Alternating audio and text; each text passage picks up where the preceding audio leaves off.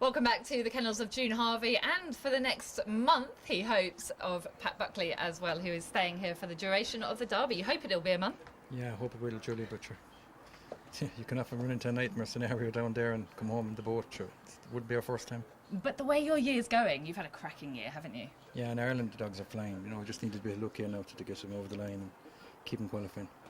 And now part of that you put down to a new feeding regime that you picked up in Australia, actually. Yeah, I go to, when Jack was in Australia for a couple of years, I used to go out for kind of a month in the winter, for 3 or 4 weeks, and we travelled around to all the top trainers out there. They were using a kibble, they call it kibble, which is nuts, we call it here, you call it biscuit.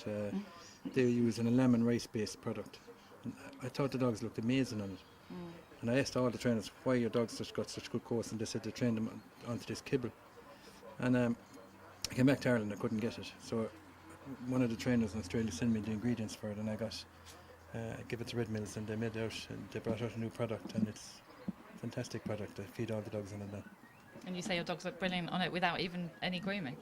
Yeah, it's the Red Mills make it. It's a top class product. Let's have a look. Come on, let's go and have a look at this new food that's inspired by an Australian recipe. This is it. That's it, Julia. Red Mills Leader, it's called. And it's hyperallergenic food, and it's very good for the digestive system. It's brilliant for their coats. Like, we never groom a dog. They just seem to coat out, and they just seem to run very well. They can take a lot of work on it for some reason. I won't be changing it for anyone this time with it.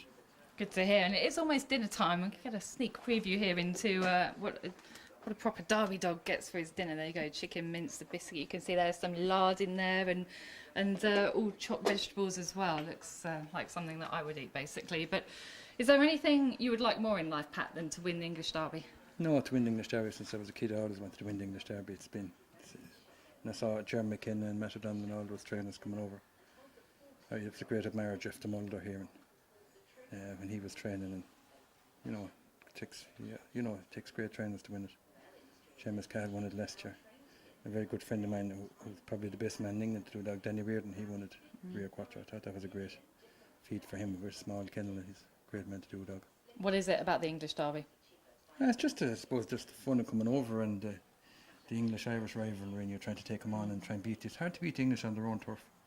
Like, it's like a game, a football game, home and away. Like, we're away. When you're away, you have less chance of winning. You're home, you've always a better chance of winning. So listen, it's tough, but we'll do our best. And how many big race wins did you say you've got to your name now? Oh, I don't know. There's a good few of them. This one would be the best of all if we could get this one up. It really does mean that much to you. And of course, you've been beaten twice in the final when you had brilliant chances, and not beaten very far either. Do you reflect on those and sort of still kick yourself?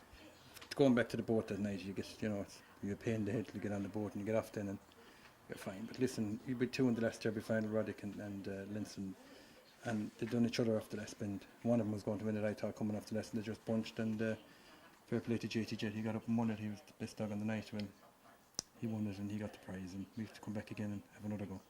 And it's not just you, is it? We've seen some of your family here already. Pauline, of course, your wife, and Emma and Sarah, such a big part of the whole operation. It means a lot to your whole family, right? Yeah, for the kids, they all have their own dogs for parading. Sarah has her dogs, she's parading biker, and Emma does Davy, and Davy Burke does Borna Gin, and everybody, that's their dog. I never changed paraders. Whoever parades the dog wants from the start, always parades.